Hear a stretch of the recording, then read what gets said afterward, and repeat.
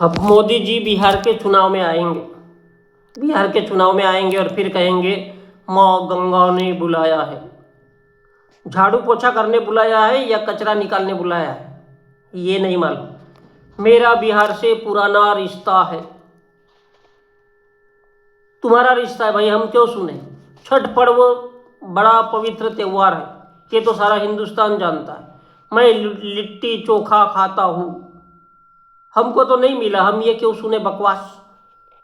ये कहानियां मोदी जी बिहार के लोगों को सुनाते हैं, क्योंकि बिहार देश का सबसे गरीब राज्य है, देश का सबसे कम पढ़ा लिखा राज्य है, इसलिए बिहारी कमाने के लिए महाराष्ट्र जाता है।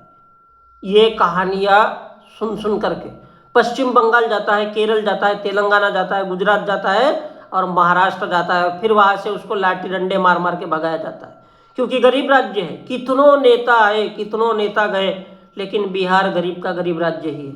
तो ये जो भाषण है, ये मोदी जी को, अमित शाह को, बिहार के प्रशांत किशोर को लिख लिख करके दिया जाता था।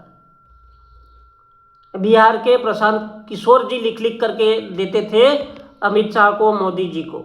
मैं बचपन में मगरमच्छ लेकर के घूमता था, मेरी माँ दूसरों के घर में बर्तन मांजती थी। तो ये जो बीजेपी के मोदी जी, अमित शाह, योगी आदित्यनाथ के भाषण लिख लिख करके, फेक भाषण लिख लिख करके देने वाला आज स्वराज जन पार्टी का अध्यक्ष है और बिहार में चुनाव लड़ रहा है। और एक नीतीश कुमार है जो सालों से बिहार में सत्ता में मुख्यमंत्री है, वो कहता है 10-10 हजार रुपये ले लो। अब तक क्यों नहीं दिया? अब तक के आलू छिले नीतीश जी, पहले का ही नहीं दिया। तो ये जो चुनावी फांसी का फंदा है, ये नीतीश कुमार का भाषण लिख करके प्रशांत किशोर देता है। जो बिहारी कमाने खाने बिहार छोड़ करके बाहर जाता है, उसको कितनी अक्ल होगी। तो मोदी जी की तरह भाषणबाजी कर दो, बिहारी लोग वोट तो देगा ही देगा, प्रशांत किशोर को, नीतीश कुमार को, बीजेपी को। तो ये जो प्रशांत किशोर है ना, ये तो मोदी का पिट्ठू है। पैसा कमाने के लिए पार्टी बना लिया और इसलिए वो भाषण लिख करके देता है, माँ गंगा ने बुलाया है, 5 किलो राशन देंगे, मोटा ताजा भाषण देंगे, शराब के ठेके चालू करेंगे और पैसा आएगा, सत्ता बनेगी तो फिर बिहार को लूटेंगे।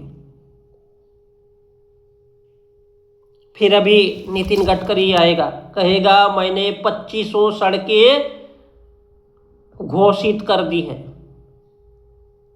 फिर